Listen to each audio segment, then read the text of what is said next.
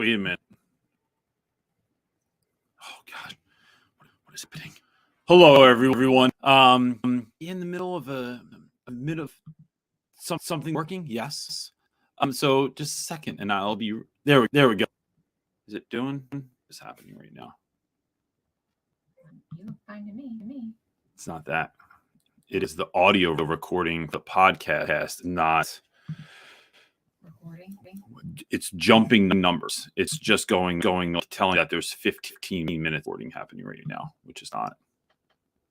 It's doing it again. I don't think there's anything you can probably do about it. Nothing I can do. I'm just gonna have to. We're gonna have to pull it from the video anyway. What's up, everybody? My name is CJ Reynolds. Thank you for being here. Before I jump into this, one of the things I'm really thinking about a lot is I listened to this great podcast this week. I've said that this before. Ed Milet show is like one of my favorite podcasts, and every while you'll see a pod you like, and then you see like who the guest is on the show, and you're like, no, that's what I want to listen to. And so, because I usually listen to the podcast when I get up in the morning, as I'm like getting ready, like prepare coffee, and I get my stuff ready. And I go sit down and pray, and meditate, and stuff. So it's like something that's going to tune me, to be able to be in that thin space, and so that quiet space. And so there's an episode comes up this week with Jeff Foxworthy, whom I've heard for, and he's like he makes like the redneck jokes like that, but like that's all I knew him as, but I didn't know him as anything else. And I gotta say, he's far more interesting character than what he was. And so they had this conversation, and they got to this point where Foxworthy just said like, I knew that I would go from working IB into doing stand-up comedy full time, but it was a whole nose and jump moment. And Ed Milet goes, what do you mean by that? Is, well, I think most of us need more hold your nose and jump moments in our life, and that hit me like, yes. Yeah, like so that's in, whether that's the attractive person that you want to talk to, maybe the project you're thinking about doing, maybe it's going into teaching, maybe it's leaving teaching, maybe it's going to another and teaching another grade, maybe it's moving, whatever. Our lives need more. Not all can be holding your nose and jumping every damn day, but like more hold your nose and jump moments. It's like, damn. That hit. So that's where I'm thinking about. So look, we're on spring break today. We are off for the next week, which is incredible. I know many of you finished spring break 2 months ago or whatever. I don't know. I feel like people have been on spring break ever, but for like now, I feel like I've seen people say, I'm on spring break. I'm on spring break. Yes. We're always wasn't even spring. It was like basically. Still doesn't look like spring here. It's freezing cold. Look at me. I'm working in the woods today. Hey, chop lumber. So, ready? Yeah. Let's jump, gang. All right. So our first question comes from Jason and O'Neill, asking, when choosing to leave a school after 1 year, is it best to give notice or wait and decline an offer letter? I think that kind of depends on you, Jason. So give notice now would just be nice, so they can start looking for someone else. But if you feel like your school's kind of shady, if you feel like they might yeah, like what does that look like? It looks like maybe you get more coverage. Maybe there's less leniency grades. Maybe I don't know. There's stuff. There's, if they feel some way that are hurt, and then they kind of retaliate in a weird way. Maybe it's best not to do that. Just get your letter to the offer and then move on. I considered that this year, but from my own peace of mind, needed to let my school know that coming back to this school next year. Like I need that to be known. And then that's given me, not by school sense, giving me authority to just say no more often. I say no to a lot of things that I just don't do. Stuff that was to do. I try and get out in meetings. I try and get out trainings for things that are going to happen next year. So for instance, our school bought some new textbook, and they want us to teach last 3 to 4 weeks of the year out of the textbook. When my last quarter is already planned, like we're doing a novel, I know exactly what we're going to do, the project we're going to do, all the vocabulary, all the like resources for it's all planned out.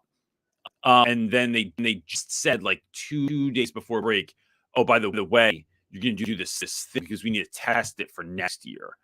Then I immediately thought, well, I'm not going to do next year, so it doesn't matter. I don't have to do it. And so it's just giving me like this feeling that I can just like be open and honest about certain things. And my students don't know that I'm leaving yet. But some of them do, because some teacher talked. But the young guy, like the ninth graders, don't know. And so part of me letting them know that I'm not going to be there, I think I'm going to tell freshmen the like halfway through fourth quarter, when progress reports is like having the period to say goodbye, to like not just drop something and then just disappear, but it's like let's have this moment. We are saying goodbye, like breaking down the classroom. I'm saying goodbye to kids. That's that kind of thing. I think that's to have as well. So I think it kind of depends on your school, but this, man, whatever your gut is telling you to do, I think that's a move to do. All right, our next question comes from Mr. Ingram. Saying, I know how to prevent a fight from starting. Glory of love is bookmark. Just take a moment and just recognize that. No. We are seeing an instance of planned fights in the halls that come without warning. What, if anything, I do? Thanks. No, I think it's about changing hallway culture. I mean, if I was going to do that, and it was like a principal at a school, vice principal of a school in charge of security, whatever, it's having like changing the vibe, what's happening in the hallway. So at our best times, so right, if you walked into my first floor hallway of my school, Mr. Fletcher at the end of the hallway has music bumping every morning. He has some kind of Motown or Michael Jackson or sing is like something uplifting is just bumping down the hallway. In my best years, I'm out there like interviewing with a microphone and blowing bubbles. Teachers are out there just greeting kids, stand at the door, welcoming people in, asking them how their night was. Kids show up early and they're eating breakfast with you. There's like little mini fun meetings going, and there's a sense of here's the sense. You see kids walking to school, they overcrowded buses, and everyone has this face, right? That is like we work in a pretty tough neighborhood, and you have to be mindful of what's going on around. There's a lot of like stimuli you're kind of being mindful of. You have a look and face that like, I don't know, kind of a mask that you wear to help you get to school. And in doing that, what happens? Kids often walk through our doors. And we don't do metal detectors or anything like that. It's like just being welcomed at the door, or welcome down the hallway, be given breakfast at the front door, at the door. And then all of this kind of goodness that's happening in hallways. It's a difficult place to fight, because one, there's too many eyes, too much going on. And just like putting on that song, right? When you fill the air with the kind of love and with hope and with happiness, it really shifts things. Now look, do we have to do that at scale? No. I think a few people doing something still, it goes a long way. So if I found out hallways those were, it's talking to staff, it's to, not just putting one more thing on teachers, but it's like, because it can't just be a core group that like, what happens if you're not out there one day? What happens if a kid needed longer to test? What happens if something fell in your classroom? What happens if something spilled? What happens if someone needed to do you real quick? Like the be all end all, you have to have a team in place, but it's creating that space where is a place of love and happiness and joy. And even if that's just between classes, you might classes. It's like if the hallway's in between, it's just, I think it changes the culture. And so I think about it's all about changing hallway culture. It's changing the way we get to class. It's shifting. I think that could potentially shift problem areas. And if that's not if that's not even doable, it's making sure people are stationed out. Like one of the issues with our school right now is that on the first floor anyway. There's never help. There's no one around, and it's so maddening because it's like when some does pop off, even if you just need someone to check the kid, it's like hell, what are we doing? I got to call a number to get them to call a number to get them to call someone to come to my room. Bro, come on, it's already open. So that's part of the thing. All right, our next question is from Stephanie Shook. She's asking, it is likely I will be teaching 2 grade levels next year, through 6th grade inclusion through 8th grade. I don't know what ADV stands for. It's advanced. Please hear me. What is the best way to plan my time / lessons as a mandatory writing test to pass? Steph, school, what people I've seen do best work. So this is a me thing included, and this isn't an invent this. I just borrow things that are useful to me. Are friends that have everything planned in advance. That's friends that know when they have boundaries, hardcore boundaries. Like and there's always exceptions, right? Because things happen and that need your attention, like that.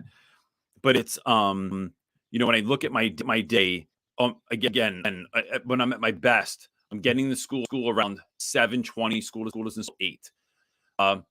I just kick it with kids at that time, not prepping anything. I'm not getting ready because my room has been set. I walk out of my midnight and I look at and I make sure, is this what I want to come into tomorrow? Room is set up. I leave. I come back in the morning. I don't have anything to do. Already ready. But then, so I have that time to just kick it with kid in the morning. So that's kid time. Then at 7:55, I go up to another classroom that's empty, the art room, and I sit there for first about 50 minutes. During that 50 minutes, I'm doing 2 things. One, I check those real quick and make sure there's nothing like really important that I didn't know for the day. And 2, I plan out for the following week, right? So so that's my first every single day. And I do help teach a little bit. People come in with thumbs and stuff like that, but everyone knows that like this is what I'm doing right now. Then I teach. I have off fourth period. I just grade. I grade everything that I have to grade, and I organize my room, and I get where they need to go. And like if I have to move around the classroom, or I have to go to office to someone, that's when that happens. And then 8th period is just answering emails and corresponding with others, writing things up that I need to write up, doing paperwork and things of that nature. Then the bells, and I'm out for the day, and I don't do any schoolwork at home. I just did everything at school. But this is why, because I have what is referred to as I'm going to forget his. He wrote the 5 a.m. Club, but it is Robin Sharma. He talks about this idea of having the tight bolt of total focus. When you're doing a thing, you're not doing several other things. You're not picking your kids and the lesson and thinking of what's for dinner and talking to your husband about what happened today. It is you're doing to the best of your ability thing. Now, for me, it happens in the morning, which is up so early. And so again, at best, I'm getting up 35 o'clock in the morning, and I am planned out there. Now, look, on Sundays right now, again, and I keep saying when we're at our best, because this is not like a through line in my life that happens every single time. But Sundays, generally, we talk about week. What do we eat a week? What do we have going on this week? What's on the calendar? Needs to be on the calendar. What projects are we working on? What things are we finished? What emails need to be answered? What brands need to be contacted? We have a very clear vision of what's going to happen in the week. So I'm not thinking about when I wake up on Monday morning. I'm the things I can in the time that I've given them. And if it goes over that, I don't have time to finish all of it. It just doesn't. So I think sometimes this is why I'm talking about that. It is optimizing the time that you have that 24-hour period, optimizing it as much as possible and systematizing it. So what you're doing is creating systems that work for you. Now, look, there's not a chance. If I ever went to another school again, right? Next year, I was starting in a new school. I was teaching 10th grade English, and they were teaching stuff I never taught before. There's no way I'd create anything from scratch. There is not a chance in the world. I'd either go to school and maybe hopefully they have sort of curriculum, but a school doesn't. So I would then connect with another teacher. I'd connect in a Facebook group, Rap With Reynolds Teacher Talk. I'd go in there, find someone else that was teaching that curriculum. I would try to make my life as effortless as possible. And then once I have all those ingredients in place, then I start putting something together. But I, in this sort of cinematic way, so that it doesn't just take up all of my energy. It's really getting dialed in on how you're using your time. And I think I've said this before. I think teachers recreate the wheel far too often, and it detracts. It makes life harder instead of systemating things. The dog behind. The dog. He's over there. I was gonna say. Let's get hot now. If it is, because the door closed. All right. Mr. Doza is next. He's asking, is it okay that not every assignment done is for grade? I'm gonna tell you something. Then people are gonna hate this. Grades were so my grades were hardcore this past Thursday. We were not allowed to take some work after the previous Friday, right? So like that previous Friday, grade everything was handed in. We had 4 days during that week to get everything grade book, right? Comments and that stuff. I still had to do something, even though like so even if I did work last week, there wasn't any work put it in the grade book, and then we were on spring break. All of the work kids did last week was garbage. Didn't even grade it. So here's the thing. We did I did something with it, right? So like we did instead was we put the teams, every team that handed in all of their work got the most amount right. For their team, they got points. Then we made this competition, and kids won a prize and all this stuff. So we did something with that. But I don't think it's important to grade. It does, just because we're not grading stuff doesn't mean kids aren't learning stuff. So there have been moments in my life where I feel completely overwhelmed and I'm looking at this much grading. And I know this much is actually probably like nonsense. And I can just get, and I know that this much I have to put like I have to actually like give real feedback to. And then there's other stuff that's like check for completion. Did you do it, right? Did you do it? And you got something. I just think that like there are some times when you can just throw stuff away or give it a check or a sticker or mark it for completion. Or I just think that there's a lot of that can happen. And I don't tell about it. I just do it. And then no one ever goes like, where's that paper or whatever. Most of the stuff I hand anyway, kids just look at the grade, they got a sticker and then they just leave on the floor. I'm going to take points. They leave stuff on my floor and I find your name on it, which isn't true because I wouldn't. And I'm in my life to do things like that anyway. But I tell them, bro, you leave those on my floor. I'm going to go back and take a point of every single one of them. For real bad rounds, and then they collect them and they take. But yeah, I don't. It's not important. And look, and here's the thing, right? So for folks that don't believe in that or don't buy in that, there is a pressure. Certain schools, I know our schools like this, to have a certain number of grades in per class per week. And that's not doable all the time. If we're working on a project, a week-long project, or kid writing a paper, I don't have I don't make little dumb check-ins or little dumb assignments just so I can put a grade. It seems arbitrary. I think grades are good. I think hold kids accountable. I think the system that they grew up in, and I'm not just going to get rid of it, but it's sometimes that like you can just, did you do the do now? Did you write a sentence? Did you do the thing I asked you to do? It's like, all right, you did it, and just chuck it, and then we move on. Doesn't mean you're not. No one's failed in life because you're through a sound and went away. So true. And if they did, I apologize. All right. Moltz is asking, I'm not sure if it's directed towards you, just the whole. But sure. I'm gonna throw away anyway. He's back from spring break with 6 weeks left. Any attitude suggests to get me through middle school PE city kid in Nebraska? Fun.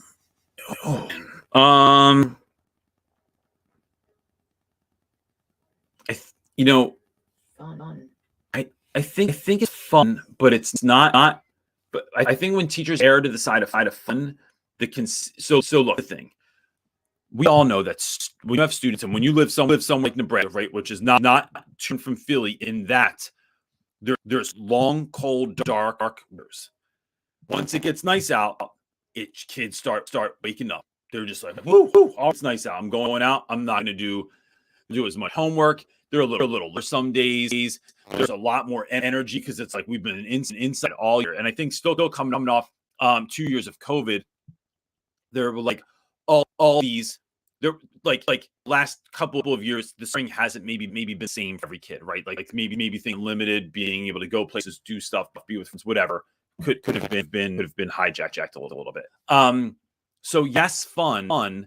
Yes, get out of the classroom. But I think staying the course and being consistent is what is really going to benefit kids and you. Because this year, if you've been consistent and doing things in a certain way, and there's a routine, that means that there's a routine when kids come into your room. They immediately. I have kids last week that show up on Friday. We didn't do vocab all week. We didn't have vocab tests last week. Show up on Friday. Yo, we're not having a vocab test. What? We didn't even do vocab all week. You don't have words. There's no word wall. You don't have right now. You haven't reviewed food for it all week. Oh, I thought we had a vocab test. No. Or I had kids were like, yo, but I studied. She used what? Like random word? Like did you take your own vocab words? This is great. Like that.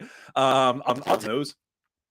But it kids become so ingrained in what you're doing and the routine. It's just the same way that kids won't walk in my room if I'm not standing at the door. They get there and they're like, wait a minute. Shake hand. We're supposed to be shaking hands right now, but something's missing. Oh, it's Reynolds. So it's building that into it too. And then look, I think I love this year because I just feel such a sweet spot for the year. Like a lot of the hard work is done. I know who kids are, I know behaviors are, I know what the work is, I know what the systems are needed in class, and so it's the sweet spot. I think it's enjoying it too. It's enjoying this moment. It's remember to enjoy your students and enjoy your school. Enjoy the fact that like gang, like even, and this can be heartbreaking if you're in a really crap school right now. But like, we get to do work that we are passionate about, that we care about, that important. And a lot of the world doesn't get to do that, right? Like if you're stuck in a cubicle and entering in numbers all day, or you're doing something that's like I don't know that you like, but like I don't know that. And this is no shade at like folks that are doing anything that but like or like because I know accountants, but like I don't know accountants that have like stories about work that are like, oh my gosh, this great thing happened the other day. I feel like I really helped it out, or I really like help someone move forward. There's that is such a gift. I think remembering to tap into that gift and to knowing that's like you're living out your purpose in life. We forget that it becomes a grind sometimes, and when we can remember that, it's like so wonderful. Like I get to do this every day and like really actively try to make the world a better place. And so I think holding on to that too is a good idea. All right, you're getting really a lot of echo effect. Everybody's saying, it's an echo effect. Lots of echo. Someone said very choppy. He's weird. Oh. Yeah, it's sounding weird. So I don't know. I think it's been a while. I wasn't looking at the YouTube. Hold on for 1 second. I don't know if that you can do anything. Oh, there's always something to do. I feel like we need like intermittent. We need intermittent music when we have technical difficulties. We do. I have music on here. Program we use now uses music. No, not like technical difficulty music. All right. I wonder if that helped. It's going to take you a second to get there. Yeah, someone said I think it'll affect show the sleepy child girl. Speaker. Okay, we're trying fixing it. All right, let me know if that worked. Okay. I'm sorry. I apologize if this is not working. Well, let's continue so we know if it sounds Okay. better. All right, our next question is from Whitney. She's asking, my husband starts his first year as an 8th grade LA teacher. What should we do for his classroom to make it a wonderful environment? Man, what That's a great sweet question. What a question. Whitney, when I think about classroom, I often think about things like I don't have rules in my classroom. I don't have like sentences on the wall. I don't have like what is a verb or an adjective, and I'm not against any of that stuff. What I wanted to do though when I created a classroom was create a space that's different. That was just inspiring in and of itself. Still something. Two mics. No. unplug this one. See if I don't know. No, someone said it's still doing it. They said it didn't work. Hold on. I'll finish that answer in a second. I don't know what the. I don't know. My headphones. Is that working? It's like you know how when you're on a podcast, they make sure you have headphones. I'm gonna go get the wired one. No, my AirPods are in by the TV. Oh yeah. So. All right, let's try that. So hold on a moment. I'm gonna unplug this situation.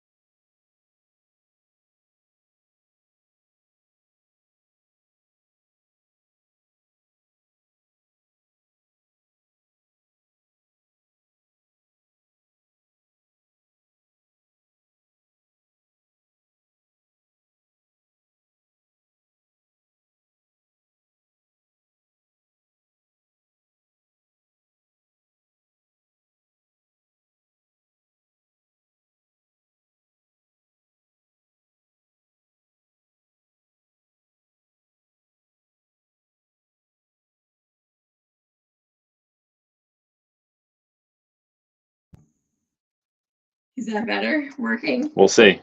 Working. What a bizarre situation we're living through right now. Well, this is. Are you connected to this? What? It just said your AirPods. No, it should be on here.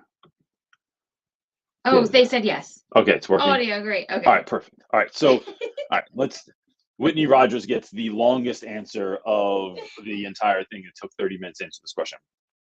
So List just had a beautiful classroom. She made these curtains in her room, and she had like these cool light fixtures that she made that were like IKEA bulbs, but then she made the lampshades for them out of something cool. And like her shelves in her room were really neat, and they were organized, and they were all labeled. She had this label maker, and she label made everything. She would come in my room trying to label make things, and I was like, "Yo, girl, that's not how I do." I'm like, I do duct tape with permanent marker on it, so it's my aesthetic. Label makers are very cool. I would love them. I know. I can see it in your face. You're like, oh. She had a Cricut, and she would Cricut things. And so when doing that kind of stuff, that lent to her abilities. Me, I like building stuff, right? So I started building stuff in my room. So I thought, well, I could do bookshelves, or I could do floating bookshelves. I could do bookshelves, but what if I put like fronts on them? So if you look at the books near my tree in my classroom, they'll have plywood fronts, which ties into the theme of the rest of the room, which is like this kind of like plywood industrial look. And then I put lights behind them that I just bought from Amazon. So everything was illuminated. And so the idea was to try to create a room that kids want to be in. So that could be like, I started switching things over time. Like instead of just having posters on the wall, I put posters in frames, because posters that you have to take down and put up every year, they have 97 holes in the corner and just look sloppy. And then they've been rolled up all summer, and I got to unroll them, and they don't look as nice and neat as they once did. Put them in frames, just take the frame off the wall, and they never get messed up, right? So it was little things over time where I would look at my room, not as this big giant project that I had to finish right now, but that a project that I would keep working into. So I think it's though thinking about things like, what is the lighting like in your room? Is it super bright? Do you have to have it that bright? Do you have windows? Like, can you turn the lights down? So we don't use the big lights in my room ever, because I want that to create a vibe. I have music on in my classroom all the time. I bought really good speakers for my room so that I had good speakers, because I didn't want to use the crappy school ones that were connected to my computer. I wanted like bumping speakers in my room. I go and buy Glade plugins every year, and I get seasonal scents for them. So in the fall, it smells like apple pie and vanilla and fall, right? And then during the wintertime, there's a different smell. In the spring, there's a different smell. So it's doing stuff like that. And then I think school supplies for classrooms are so outrageously expensive. And for, let's say, 7th, 8th grade and up, especially high school, they don't make anything for those classrooms. So if you go to like Lakeshore Learning, it's a lot of elementary stuff. So I just decided to start making my own stuff. That's why I started drawing on my walls with chalk. That's why I started putting my own sayings on my wall. That's why I started finding books that I liked and framed them, framed the book covers, and started doing things like that because I felt like it made a better space that my high school kids could identify with and wasn't this elementary school looking room for my high school students. So those are some of the things over time that I just kind of like moved into, but um, it makes all the difference. Kids really like being in my room all the time. They're constantly in there. The guys that I taught before love coming back, and then they miss it. Kids I taught that have graduated to come back like to come back and just be in the room again. I've had kids come back. They're like, I just need to be in your energy for a little while. I just need to be back in your classroom. And so it really does make a huge difference, but it's looking at small things you can do over time. Most of the crap in my room I got from like thrift stores. So there's like a high-end thrift store in Philly called Jinx, and like behind my desk, all these little suitcases and different boxes and things that I have all came from Jinx. It was like weird crap that I just went and bought because it kind of looks like um I'm forgetting his name. Yeah, I'm forgetting his name. I don't know. Sorry. I forget. But I'm pushing you to the next question. Do it. Let's go. All right, Neil. Neil is waiting. He is asking, I just provided an assessment to my students and they tanked 40% average. I'm planning to retest students and reteach. The test is from the curriculum, but it is not reflective of lessons focus. Advice? That last part threw me. The test is from the curriculum, but not reflective of lessons focused. So if I'm getting this right, the test was kind of given to you. It's already in the curriculum, but it doesn't reflect the lessons that you've been teaching, which would lead, I mean, if that's correct, then that could be the reason why the kids aren't doing well on it. A test should just show mastery of whatever it is that you've been learning. So, and look, there's two ways that could go. It's either the kid's fault, right? But I think too many teachers put it on the kids. Sometimes it's our fault. Sometimes I look at a vocab quiz or a test that we have on something, and I'm like, yeah, maybe I just didn't do that good of a job. Maybe I need to go back and look at what I was doing to do that. And that takes some humbling, right? Because that's a shot to your ego sometimes.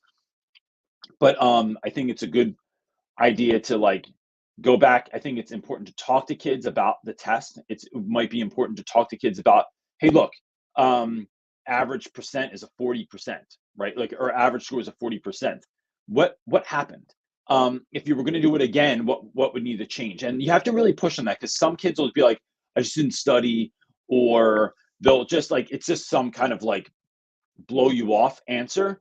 So I think it's important to sit down with kids to talk about, why is this even important? Why are we taking this test? What's the importance behind this? Why is what we're learning important?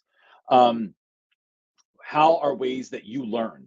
How can we better do things in a way in which you're going to learn them? So like, is my teaching style not syncing up with your learning style? What ways would you do better? Should we make things fun, interactive, group work?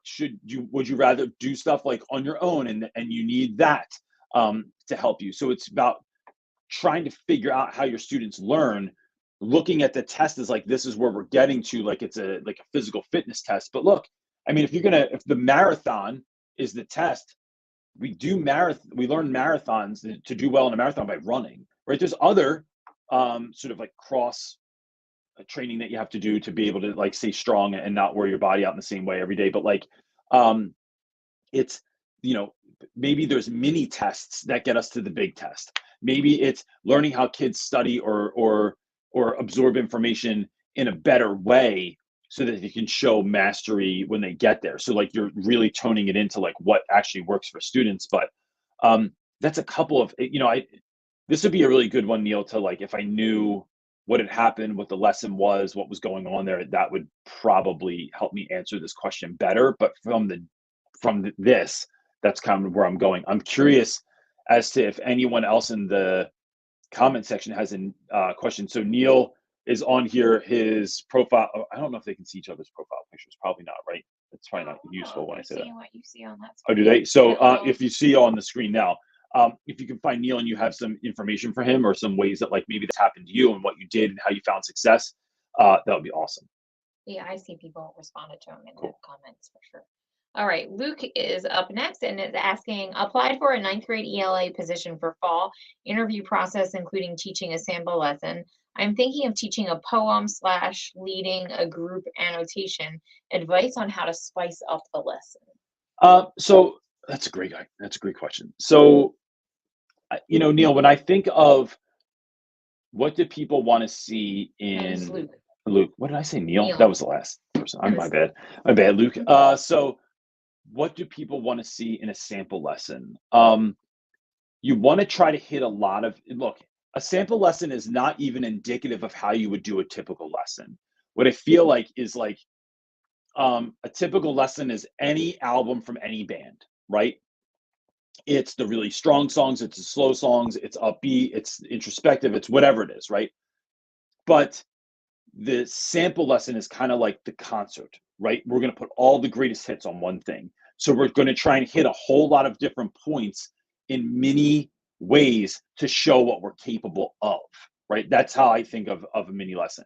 I think it's also important to tell people on the front end, here's what I'm going for. This is what I'm going to try and show you that I can do. And then on the back end, this is what this would look like if it was a 5-week lesson or how I might change this going forward or whatever. It might be interesting, I think, if I was going to do this, to reach out to whoever you're doing the lesson for and to try and get as much information on the students as possible. Is there anything the kids are really into right now that I should know about? Is there anything they really struggle with? Is there any kind of work like how are they group work people? Are they solo work people? Are they interactive people? Can we leave the classroom? Do we have to stay in the classroom? Like, what does that look like? I wouldn't leave the classroom, but like that's a little bit much. But it's trying to find out what they know and then using some of that in your lesson. And then pointing out like, hey, well, you said, students do really well with this, or they have a strong interest in this. And here's how I incorporated that into what I was doing. Just shows like students have like a say, or they have like that you're paying attention and you're trying to help them be represented in what you're doing. So it's, when I did my last sample lesson, which was a long time ago, but I did, what did we focus on? Inferences. And I started the class by doing charades, but group charades. So the kids got up and there was like 5 kids to a group, and then we held up a number of cards. You had 60 seconds to get as many right as you could.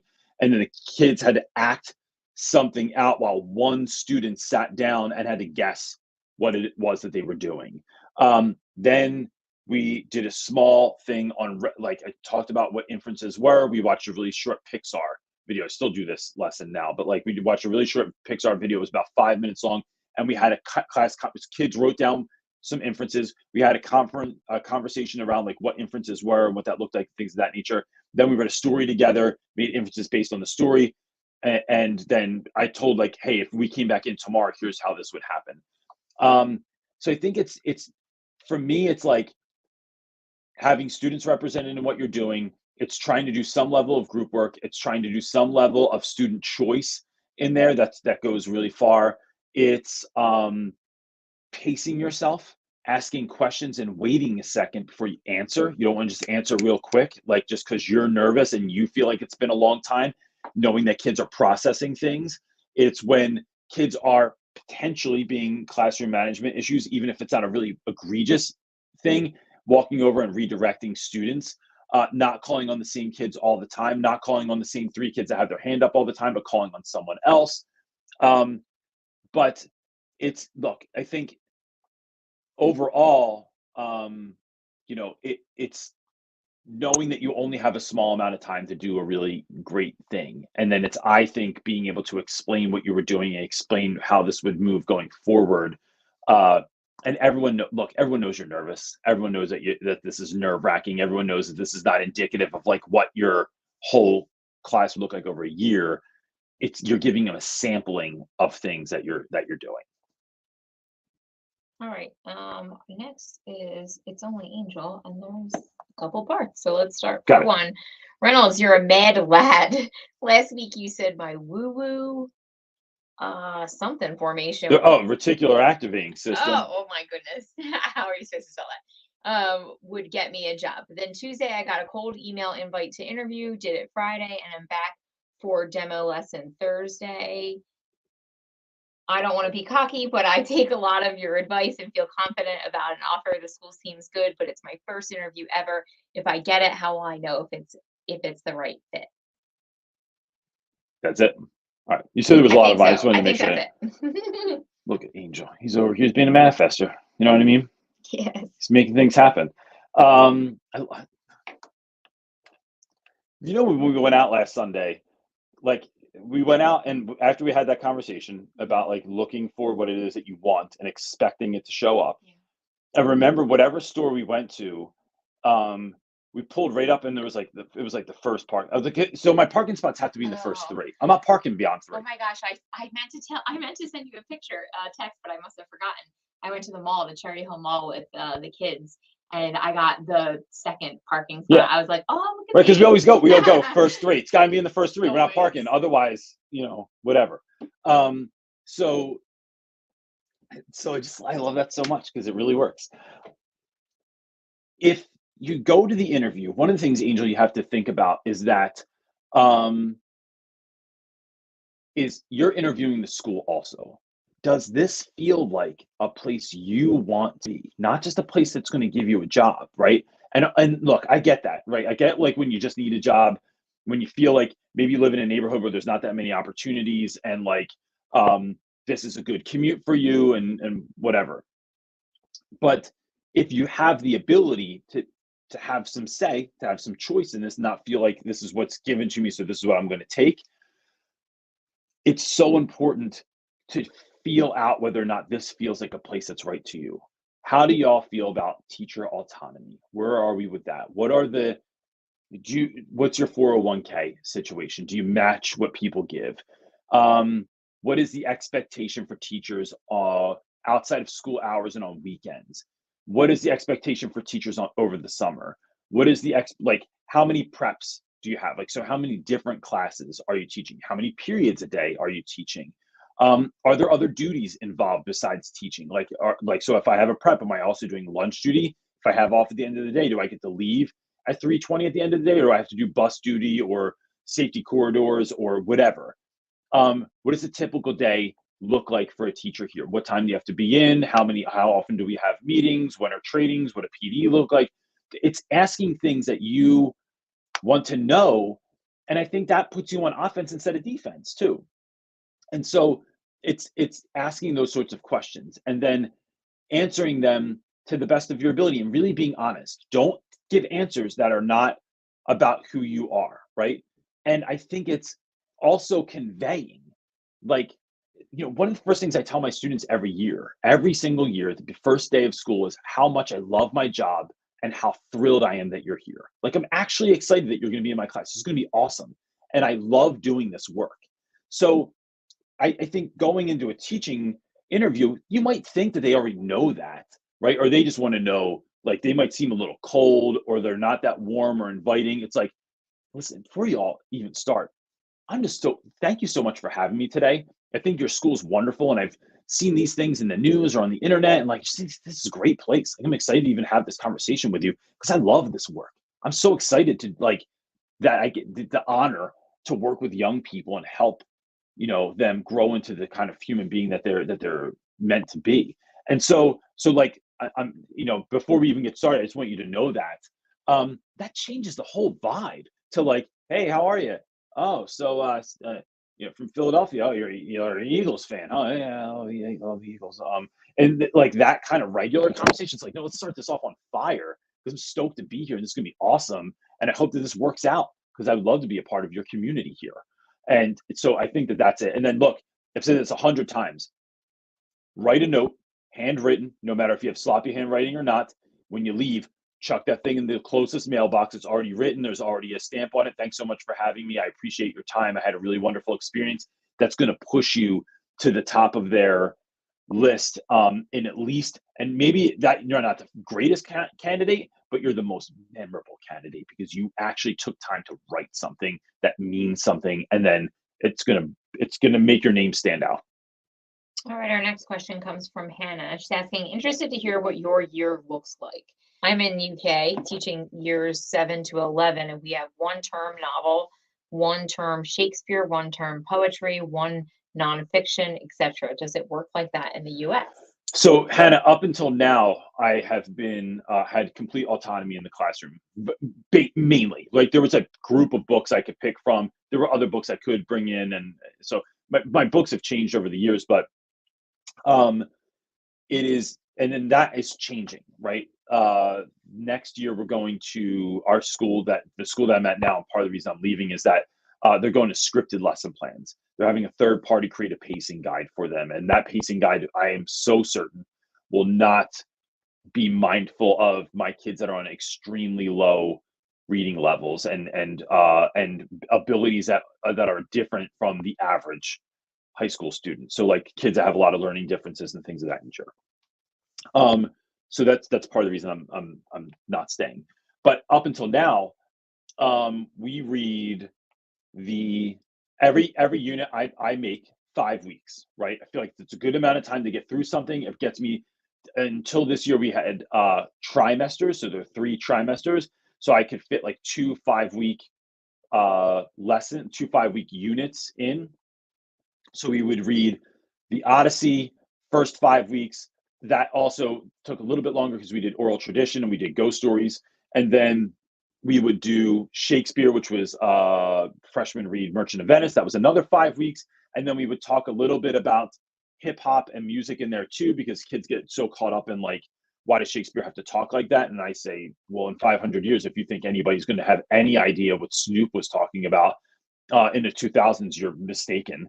So then we do a number of different units. So then there's like, we do Lord of the Flies, we do Fahrenheit 451, we do a graphic novel called Persepolis, we do a poetry unit, but it's basically, it's me and my department looking at all the things on the Common Core, all the things on the curriculum that we're supposed to get through, and then figuring out the best way for our students to reach those needs. So we are able to pick books, poems, and any other like secondary text that are going to be inclusive of who our students are, and then teach in a way that is going to help our students be the most successful. So that's in a nutshell what that has kind of looked like over the last decade or so. But like I said, now they're moving to strictly a textbook that is the most dry, boring, painful looking crap that I've ever seen in my life. I'm looking through it. It was like I teach all Black boys. And so the fact that the book they're moving towards has one Obama speech in it and then like one other Black author, and that's it. It's not inclusive of damn near anybody else in the classroom. So it's like, and one of the things, I saw 2 things in it. One story was about manatees, and I always make jokes about manatees because I remember they came up on the test one time. The kids were like, "What the hell's a manatee?" And I was like, "Bro, it's a sea cow." And they're like, "What? Cows don't live in the sea? What's a sea cow?" It was like, it's outside. Like we don't have manatees in Philadelphia. And the other one was like how the red fox grew, and it was really like a story about like this little girl that lived in the country. And I'm like, this already, like, you lost them. They just see the title and they go, Well, no, this I'm is done. stuff that makes kids hate learning. It is everything. Yes, it's exactly that, what like, it is. Kills creativity, Yeah. learning. And look, if I had to do that, side note, if that was my school and I couldn't get around it, I would just find ways to bring it up, make it come alive. I would just like not do it exactly. I would throw their pacing guide in the garbage. I would meet my kids where they are, and I would start incorporating things like that they might be interested in that help some of those texts come alive, or use secondary materials that are going to help it come alive, stuff like that. All right. Next question is coming from Jess, asking, this is my 3rd year. I haven't had any formal evaluations. Admin pops in, or I invite them to special things, positive feedback. Is there any downside to not being evaluated? Yes. So look, Jess, it could go either way. I used to get observed when I taught in Camden, New Jersey. There was a man that would show up that he didn't know. He didn't know me. There was no pre-observation. There was no post-observation. Well, there was a post-observation, but I'll talk about that in a second. He would come into my classroom and sit there on his computer, and he looked like he was doing stuff. But I never saw him look up. I never saw him look at the students. I never saw him like kind of look around. And I would always get knocked for the same stuff. But so one time he came in, I went back to my desk, like I forgot something. I had just grabbed something, and my man was on Amazon. So then I went back. I just kept making it a point to go back there, and I just would peek at his computer screen. And he was always like working on something else, doing something else. He wasn't present and in the moment. And then my feedback would be like, you didn't have any student work displayed in your classroom. And this is the year that I had my whole room looked like Romeo and Juliet set. And I was like, what are you talking about? The kids made the classroom. You have to have papers up with kids' grades on it. What? Come again? Why is that important? Well, it's in the document. It says it's on one of the things I got to check off. You have student work on the walls. And I'm like, bro, what? So that observation is total nonsense. It didn't help me grow in the least. But then when I moved to West Philly, I had my principal at the time, Dr. Tennant, greatest principal I've ever met in my I've ever worked with rather in my whole life. Dr. Tennant gave the most thorough observation I've ever gotten. Like, Reynolds engaged with kids in this way. This student was doing this, and Reynolds addressed it in this particular way. Class started off like this. They moved into this. He knew every single thing I did. It was like literally reading a transcript of what took place in the classroom that day. And so that was just great because it mirrored what I was doing, and I was able to look at it and read it in a way that I trusted him. It was like, damn, this is incredible. And then we had a post observation where he was like, look, I have some questions. I'm not even saying you're wrong. I just noticed this, and this. And then we had a conversation about, is there a better way that you can do this? What about doing it this way? I saw that this child wasn't engaged. What's going on there? And it was an observation that was met with curiosity instead of like someone telling me what I did and didn't do right. That to me, and it was tied to student learning, not to objectives and just the curriculum and all the nonsense I've been observed about this year. It was tied to actual student growth and learning and my growth and learning. When you have someone that observes you like that, it's really helps you grow as an educator, because who else is coming in and doing that? Who else is coming in and telling you what you're doing right, what you're doing wrong, what you could be doing more efficiently? I think we need that just in life, right? That's why business coaches are real. That's why all this stuff is real. That's like, and when we do mentoring, I mean, for folks that don't know, you can go right to realrapwithreynolds.com. You can sign up for personal mentoring calls with me.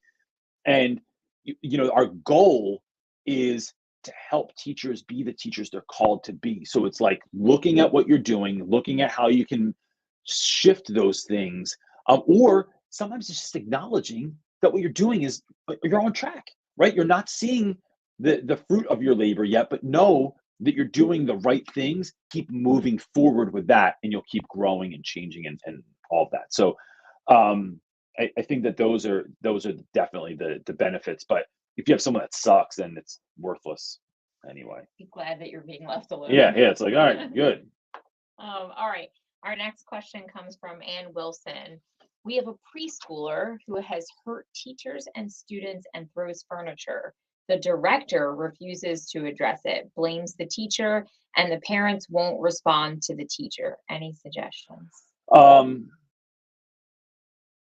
The director, is that the principal? Probably, yeah, like whoever's in charge. Or it could be director of special services or something like that too.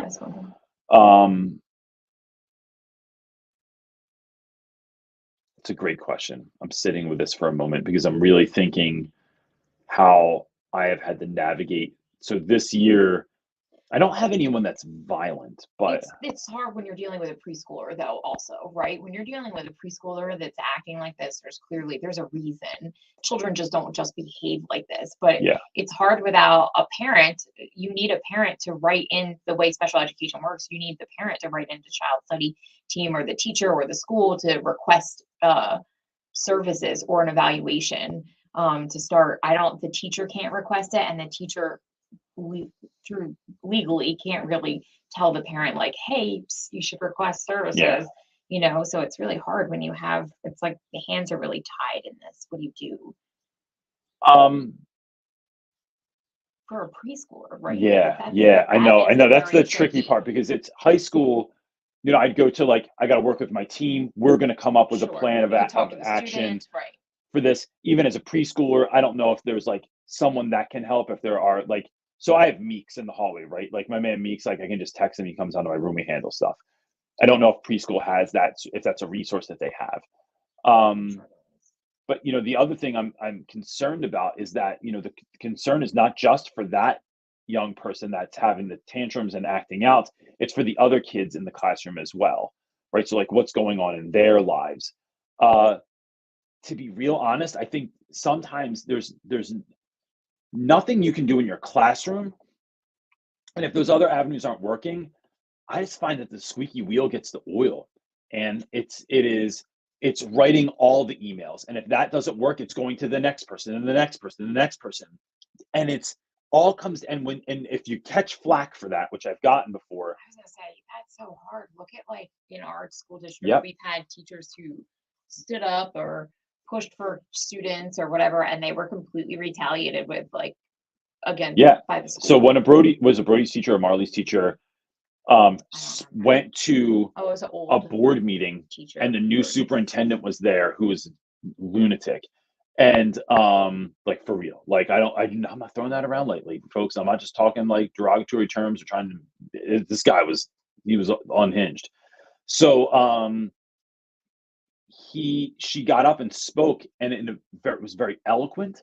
Was very what she said was so respectful and smart, and she's just educated and knew what she was talking about.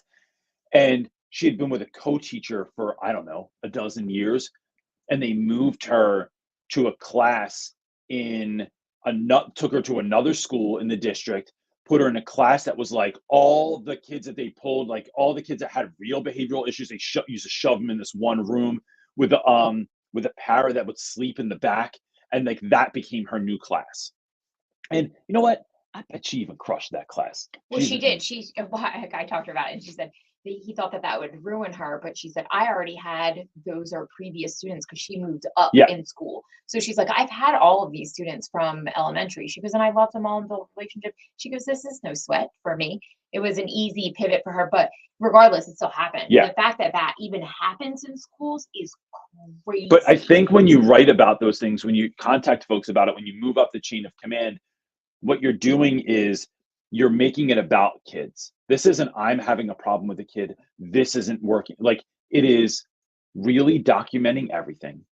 It is being very clear that what I'm trying to find is success for this child that's having a very hard time in this class to find success.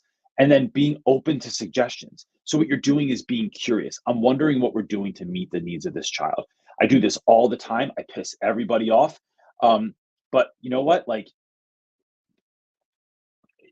It's something that needs to be done sometimes. I'm wondering if there are other preschool teachers that are in this group or in the Facebook group or in your school that can help you speak to some of this as well, so that you are not doing it alone. You're getting advice, feedback, information from people that are in the same, they're dealing with kids like that too, can help as well. Scrolling through comments, I saw something. She said, no guidance counselors and no union. It's a daycare center.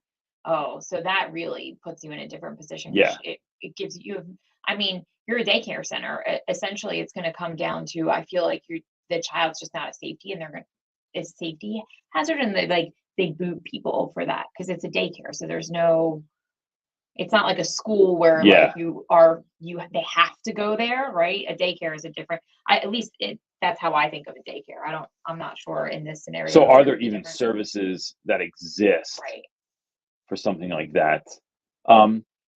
It's just a hard scenario. And look, I don't know who's running that place, but it really becomes a conversation as to there's all this stigma around removing children from school or kicking kids out or things like that.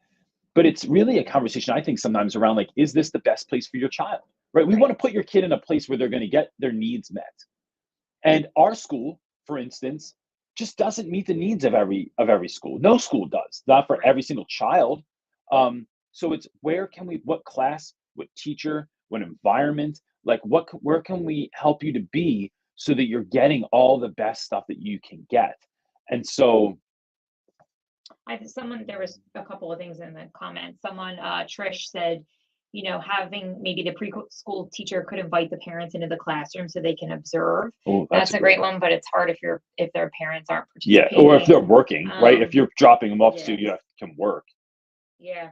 Someone also said you could do reflections, like what's taking place before the child loses it, transitions, like what's causing him to get upset. Really just having someone observe and detail, probably a report to see how you can mitigate some of those like flare-ups. I would say that I have a strong feeling something else is going on with that young person. And so you're acting out. And when you don't have the tools to know how to safely deal with the thoughts and feelings that you're having, then you act out. And if those parents aren't educated enough either to know how to help their child do that, that can make you feel like a crappy parent too, right? Or you feel someone's coming at you or speaking at your there's parenting. so much. There's a lot of stuff there.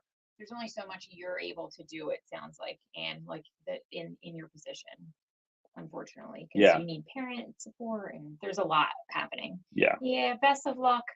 Yeah, I just look, I go to the Facebook group too and ask the same question, or if there's anyone here that can connect with you, that could be a good resource for you as well. But like, it's one of those, every once in a while there's a question that's really heartbreaking and difficult, but without all the context, it just makes it difficult. But look, let me say this to you real quick, Anne. It is a Sunday afternoon. And I just think that it can't be overstated that like folks that show up on here at, it's 2 p.m. Eastern time, you could be doing 1,000 other things, but instead you're trying to figure out what's best for someone that's young, trying to be there. You are a hero if you are spending your free time on the weekend talking to some stranger in New Jersey about how to help a kid in your class. Right, that shows that you're cut from a different cloth. You're a different type of person that does that. And I just think that I just want you to know that I just think that folks that are doing that, folks like you, are heroes. Like you're really doing important work and really trying. Don't let that fall short. Like just because we don't meet the need of every kid, just because we don't always get it right, just makes us like everybody else. But like the fact that you're going above and beyond, I think that's just wonderful, and I love that. All right, our next question, we'll take one more, comes from Miss L. She's asking how to tell a student who does great creative experimentation but is not following the brief at all for art projects and won't take feedback forward into something. Who does that remind you of? Our daughter. Oh my gosh. Yes, our daughter. Oh my gosh, I can't even tell you how many millions of kits and art kits and art like things, everything I've ever bought. I don't buy any of them anymore. They're half done because she hates following the directions. She hates kits. But she is great at creative experimentation, as you say. I'd say this, Miss L, there's a TED Talk that I love. That if you look up on YouTube, Embrace the Shake, and it's a TED Talk that I talk about in my book. Whereas there's this artist and this is where my head went immediately, and I'll wrap around as to why I'm talking about this. There's an artist named Phil Hansen, and Phil Hansen had a shake in his hand constantly shook. He had permanent nerve damage in his hand, but he was an artist that his main thing was pointillism. So it's making all these little dots that create a whole image. And through this process, what he found was that when we hold on to our limitations instead of just doing whatever we want or whatever we can, it can make us far more creative. And so I think maybe having your student watch something like that, talking about something like that, where it's like, I see where you're going and what you want to do, but sometimes we grow by having limitations purposefully put on us, right? Like teachers that teach at inner city schools that have damn near no funding, no resources, the stuff people come out with is unbelievable, right? Like it's magical is what it is, because they are able to make something from nothing. Jay-Z says that when New York City schools took music out of the classrooms, that the folks in his community looked to the one thing that made music in the house, which is the record player, and they turned it into an instrument when all their instruments were taken away. So I think that sometimes, one of the things I even talked to my daughter about is like, what if you had to do this? How can you make this project and you only have these resources? How can you make something like whatever it is that y'all are doing, and I'm going to put these limitations on you. Let's see if you can do, because part of me, and I wouldn't call myself an artist, but part of me thinks that like part of being an artist is being able to get those ingredients, look at these handful of tools, look at these handful of materials, and how am I going to make something out of this? So I think there's some of that there, but it's like, I think the biggest thing to me, but that stands out in this is the not being able to take feedback. Just to throw it in there, it's Yeah. a grade 12 student. Yeah, So right. So like you're it's probably 12, really important. you're in 12th grade. This is the time in your life where you are learning the pushback, right? You are finding who you are. You're finding out what you're about.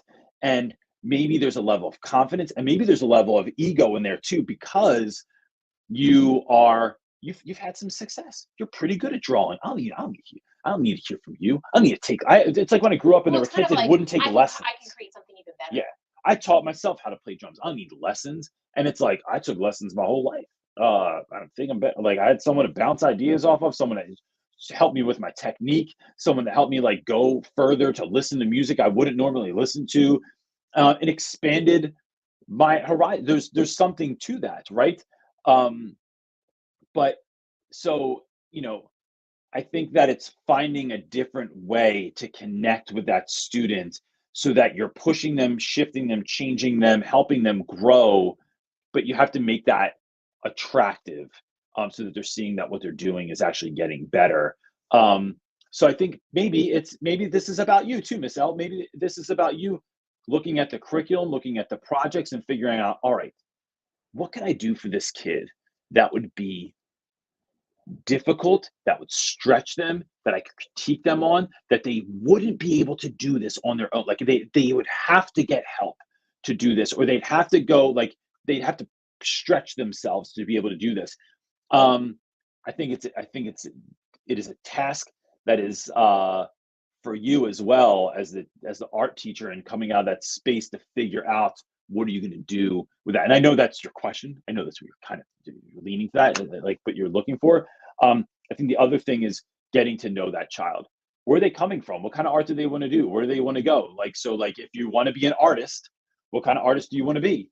And then like, what do you need to become? What kind of tools, traits, tactics, tips, tricks, like what do you need to learn to be able to be that person? Because to get into college, you're going to need to have like a body of work that looks like this. You're going to need to have some of this in there and some of this in there. And then when you get to college, you're going to ask you to do what we're doing here, where you're given an assignment and asked to do it. Don't just show up and do whatever you want, right? If this is what you're doing in college, or if this is what you're doing for a client, if you're creating work for a client, like you're going to need to be able to follow certain parameters. That's what we're doing here, but we're doing this in a safe space right now. So I think it's sometimes attaching what they're doing, thinking, feeling, going through to the bigger picture, and then pulling that, like connecting the two helps kids realize that like, all right, this is actually applicable to my life now. We done? Yes, it's 2:10. I know, but we got off tomorrow. So that's why I was just going strong. You really want more So questions? let's do Other one more people question. are not off tomorrow. Let me say this. We can do And one I more. went off Plus we had all like- that messed up stuff in the beginning. Let's do one more, but I want to say to folks too, look, as the summer is coming up, schools are already planning for next year. If your school is interested in speakers, please, you can direct them right to rapwithreynolds.com. I'd love to be able to come and speak with your school, to do professional development, to do workshops with them, things of that nature. Our book is also for sale on Amazon.com or at teacherclassoff.com. You can get our books, and if you buy them for your whole school, then it's actually, they give you like a pretty significant discount on the cost that would have for the book. So, and if you're really struggling, mentoring is available. you go to realrapwithreynolds.com, you can click right on the thing that says mentoring. You can sign up for a phone call or a series of phone calls. I do them all the time with people. It's really, really lovely because we get to really dive deep on what's happening. Yeah, it works. Oh, you're waiting for a question. I'm waiting for you. Someone did just say, I'll read a comment, said, "Oh, Reynolds, I saw your treehouse dream come to life in another classroom. It was a donated kids' bed bunk. The top turned into an area for the students to read or work." My students are so tall that they would be like, "What is this? Like Well, my seat?" it's kind of like Marley's, is what I'm imagining. No, but if you have like younger kids, elementary, dude, that's such a great idea. You need to be an elementary school teacher. Dude, can you imagine what my classroom would look like? No, and you would just be so weird in your classroom. Gosh, kids would love you, but I don't know if I have the energy anymore to teach elementary. I think you have to have like insane energy. I don't think you have enough. I like that we're just having a conversation online. Yeah, that's what I don't think you have enough organizational skills for that. It's so many, you're teaching all the subjects, right? But that's when you got to know yourself, right? But if you're with a co-teacher, if I'm with what if you're all by yourself in that class? Kayla that I co-teach with now, if Kayla and I were in there, she'd be great. All right, it's fine. All right, gang. Well, that was our post-show analysis right there of what I would be like if I was an elementary school teacher. But look, I hope everyone has a really wonderful week. We will not be on next Sunday because it is Easter and we're going to be spending time with our family. But who knows? Maybe I sneak a show in there Saturday. I don't know. Maybe we think something else, or we just take the week off. All right. Who knows what's happening? But we won't be on next Sunday because it is Easter Sunday. So we'll be spending time with the family and stuff like that. But I hope everyone, look, if it's spring break, I hope you have a really great week. If it's not spring break, build in some time for yourself. Love yourself. Fill yourself back up. Go out with some friends, listen to some music, go to a concert, go bowling. Whatever brings you energy. Yeah, bowling brings you energy. And it also will give you athlete's foot sometimes. You gotta wear those shoes that other people wore. Right? All right. But Marley's showing us it's 2:16. It's time to get off. All right, gang. We will see you not next week, the following week after that. Peace.